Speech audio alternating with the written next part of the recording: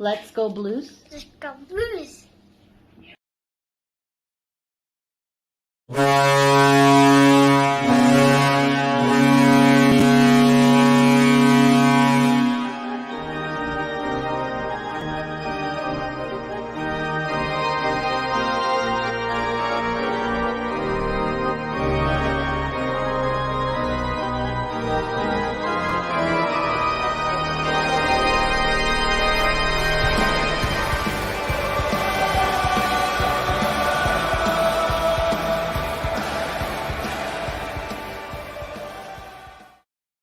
And aloha!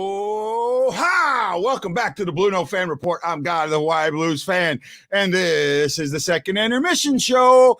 Hey, you like the new intros? You got to give credit. And, you know, Brock brought a company in for me. I'm going to let Brock talk about it a little bit as we get going. But this is really, really neat, really fun. What a great game. And guess who was right about which Blues were going to show up in the second period? Hey, Rich, how you doing, buddy? What do you think of that second period? As I said, the Wild will come out flying, and they certainly did. Right? They did. And at the same time, the defense was stifling. They gave up a goal, but that's like an okay goal. There was a little bit of a mistake, but they got it back. And that's what you're looking for. You're always looking for the answer. You know, you never worry about the goal.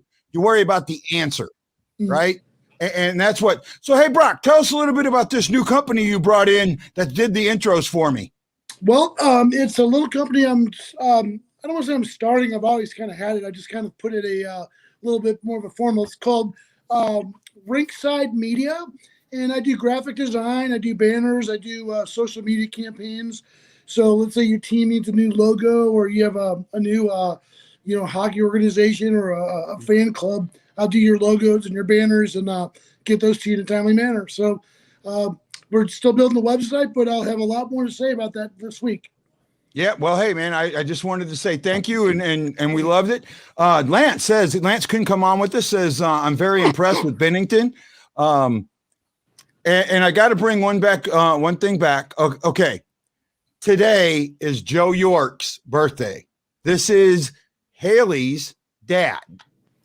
And I got to bring something in for Hayley here real quick. If you give me just a moment, guys. I know you love me, but give me just a moment to find the right tab. I think it's this tab. Make sure.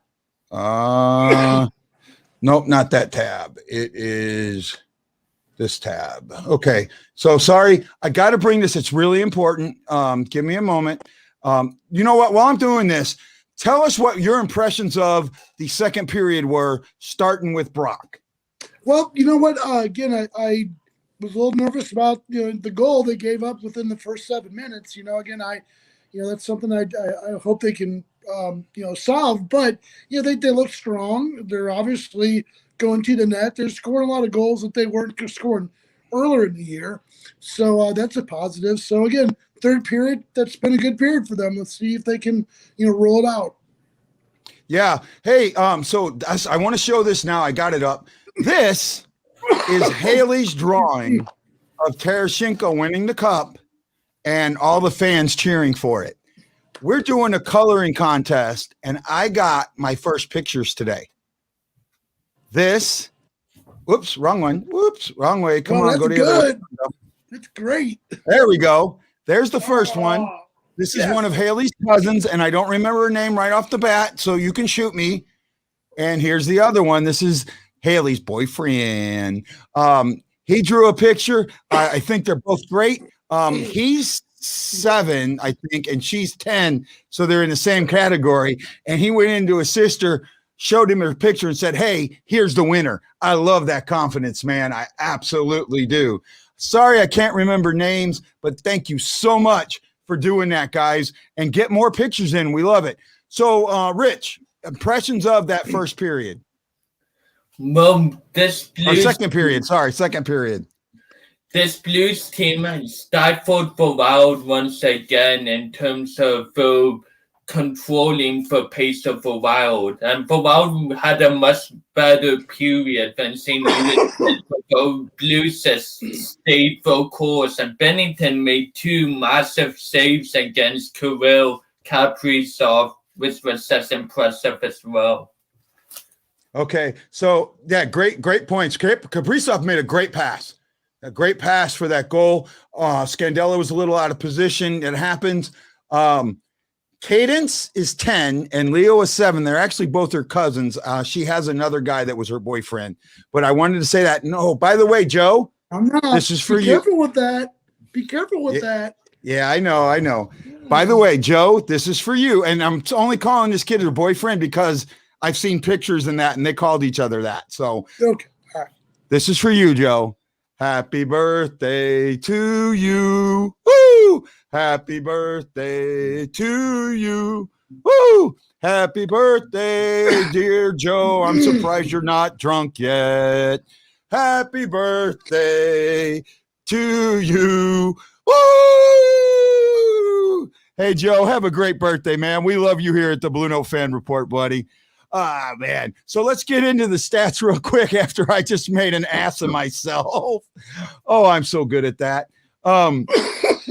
So both teams scored a goal in the second period. Blues have 23 shots to the Wild 18. Both teams have a penalty minute and 0 for 1 on the power play. Blues have 13 hits to the Wild's 10 hits. Goals from Matt Zuccarella, from Kaprizov and Dumba at 6:53 to give Minnesota a 1-goal deficit. And then David Perron from Mikkola and O'Reilly. Damn it, Hoffman, get in there and do something. At 12:41, made it 3-1. Shots were 12 apiece in that period. Face-offs are 50 apiece, so we're evened up. Block shots 4-3 for the Blues. Takeaways 5-4, with Minnesota giving up 5, or taking away 5. Blues have given away 6-4 for Minnesota. And we have us a hockey game going into the third. This is Guy, the Hawaii Blues fan, coming to you live on Facebook, YouTube, and Twitter. This is the BlueNote Fan Report. I'm joined today by Richard Campbell from Sports Street and Brock Banner from STL Fan Report. And this show is presented by Forrest Crump Enterprises, 4 Stories Coffee, and Mike Zuke Enterprises. Check out STL Fan Report for more information. And Deacon was Hayley's boyfriend. I remember that. And that's why I said it. So I'm not off. And it's her mom saying that. So I'm okay with it. All right. Jess says about time Perron did something, and I'm with you there. We all love you, Joe. Happy birthday, my friend. Somebody else made a quote on Bennington. Stephen Glass. Bennington on it in that period. Yeah, he was. Yeah. And I'm not faulting him for that goal. I'm not. Right. And you guys have heard me. I faulted Bennington a lot. I'm not faulting him for that one. I'm okay with that right there. Yeah. Rich, while you're watching this from a hockey standpoint, who's been the better team? I would say it's about even. St. Louis dominated the first period for the most part, and Minnesota took over in the second period. The third period will tell us a lot about who's the better team in this game. Right. Okay. That's fair point. Fair point. What do you think, Brock? Well, I think that, again, the test was the second period. They emerged okay on it. They gave up the goal, but they didn't break. So again, moral victory. I think going into the third, it's gonna have to inspire them to just close it out. If they let Minnesota hang around, that's gonna be trouble. And we might get out with the tie. We might get, but I think they just have to go in with the mindset that we're going to close these guys out, and that's what we have to do. Period. Just close them out. Yeah, that's it. You need to score a goal. You cannot play a prevent defense.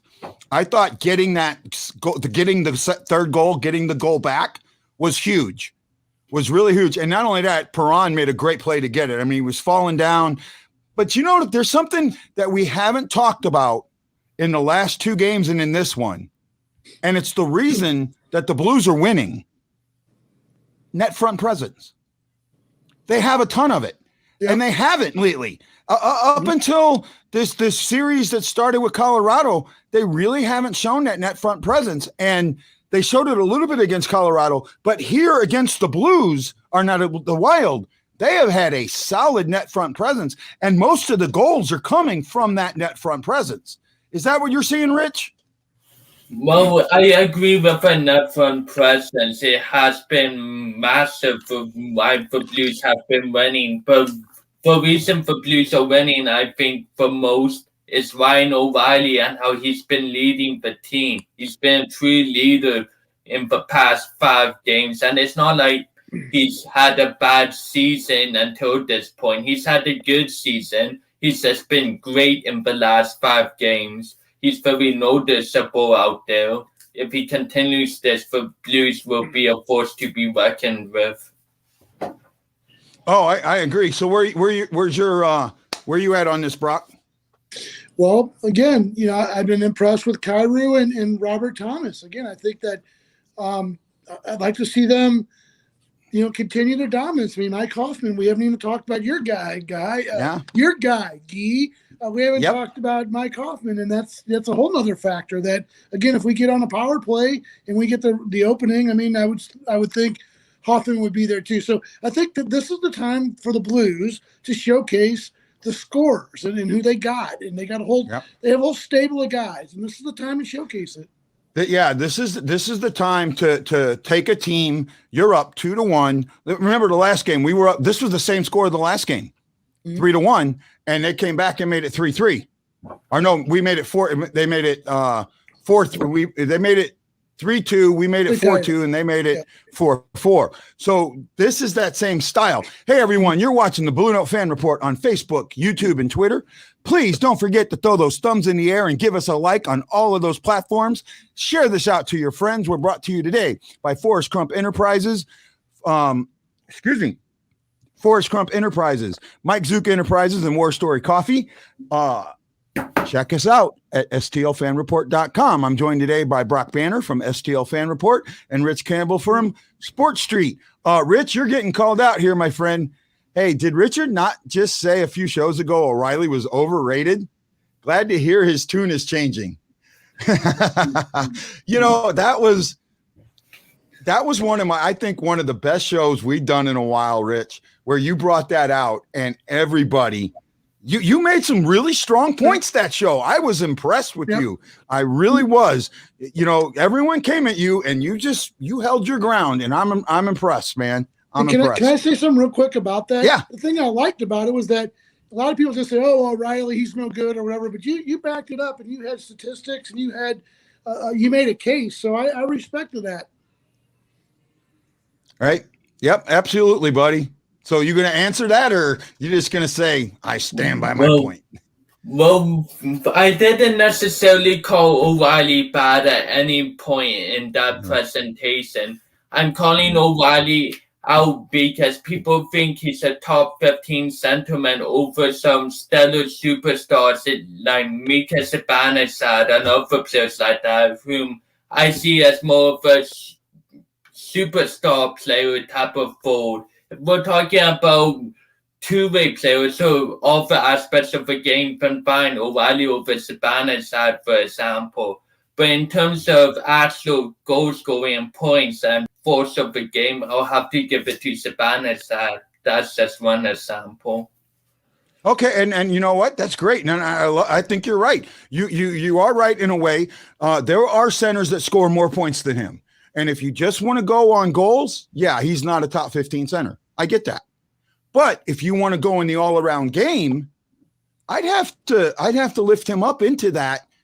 I'd have to take some of those centers out of that because they're only, in some ways, one-dimensional. They're offensive only. They're not playing two-way. They're not playing the penalty kill. They're not playing top line minutes when the team's down. Right? They're not playing that, or when the team's way ahead, they're not playing those minutes. So I all around, and Lance says this, all around he's a top 10 center, and I agree with that. Right. And so that's my point there. But see, this is what's so great about the show. We can debate. Ian, you are absolutely right. We're playing really good, and you had a good pick, buddy. So I hope you keep it up, man. Thanks for sending it to me. I And, used to have great hair. It's still curly, but I'm starting to lose it. Sorry, bud. Hey, the thing I like about this is, Richard isn't a homer. He's not from St. Louis. He gives us a national perspective. And if you want to, drink the Kool-Aid and only listen to St. Louis people, then you're not really seeing the bigger picture. So I appreciate Richard and the other writers we bring in that bring that national perspective, because they're not drinking the Kool-Aid. They're a little bit more objective about things, Yep. So, hey, we're going to talk a little bit more about the shows coming up this week. Got a couple of really, really good ones. Really good ones coming up. Soccer fans, I could have something really special for you on Thursday. We're working on it. I'm not going to say who it is, but we're working on something really special for soccer fans. Yes, sir. That's a go for sure. That's a go. That's a go. 9 o'clock Thursday. Go ahead and who's our Thursday guest? You go ahead and I'll let you cut the ice on that. I don't want to say the name until we get confirmation about the time, but it's somebody that will bring back a lot of great memories for soccer fans in St. Louis. Again, maybe not really hockey related, but again, very vintage and very nostalgic, and I'm really excited. So hold up on that. I'm hoping to get the confirmation on that. So okay, well, we'll hold up on that, but it's going to be great. Yep. Roland Guy Vincent give my dad a shout out, a huge Blues fan and an Air Force vet. Okay, that's right. So Roland's dad is in pretty poor shape. He's actually been in hospice care for almost 3 years. He's too stubborn, right? That's why he's been in it, but he's in a bad turn right now. Mr. Spinks, every one of us is thinking of you and putting it out. And thank you so much for your service. That's coming from two solid vets here, me being Navy and Brock being Air Force. Army. So, Army. Army. You were I thought you were Air Force. Oh, no. No. Okay. Army. Yeah. Well, he was a bullet stopper. I thought he had more brains than that. Salute to you know Mr. what? Spinks. Salute to Mr. I wish it was McBride. I would love McBride. I remember McBride. I remember him a lot. Hey, Rich, what's your predictions for the third period? Where do you think this game's going to go? I think the Wild ties up. You think the Wild are going to tie this up, huh? The only reason why the Wild didn't make it 3-2 is Bennington stoning Kaprizov on those two stops. I mean, Bennington's been I got it. I see it. You're right. Bennington made two great stops, but you know what? That's what you pay a goalie to do. Mm-hmm. You pay a goalie to make stops. Especially this time of the year. Especially this time of year. What do you think there, Brock? What's your same thing? I just think that, it's so easy to get down on Bennington because it's such a visible position. But boy, when he plays good, I think we have to give him credit. He's been playing good. Again, I don't give him the goal against. It was just one of those things. But he's made some big stops. And again, 2 nights in a row, we've had 2 games in a row. We had Billy Husso. Yeah. But you could actually go Friday. We've had Bennington, Husso, and Bennington. 3 really solid games, and that's really important to see for their confidence and for the team in front of them. This time of year. Well, hey everyone, this is Guy, the Hawaii Blues fan, for Brock Banner and Richard Campbell from Sports Street. We're saying aloha and mahalo, and we absolutely cannot wait to see you on the post-game show. We're going to have a lot of fun on the post-game show. Hopefully, I'll get some more color and pictures to show later. Hopefully we're going to have a lot to talk about no matter what. And we're going to talk about the shows coming up next week. So aloha, mahalo, and I'll see you on the post-game show.